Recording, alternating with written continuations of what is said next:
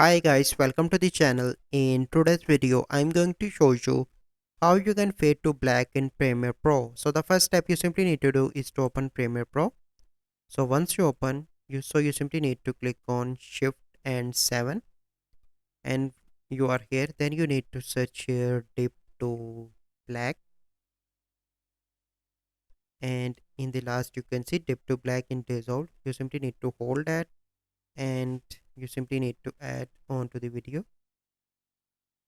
So let me select this and here you can see that. Let me play. Thank you. So this is the process how you can fade to black in Premiere Pro. So I hope you find this video helpful. If you find this video helpful, must like this video, subscribe to our YouTube channel for future videos. We'll see you in the next video. Thank you. Have a good day.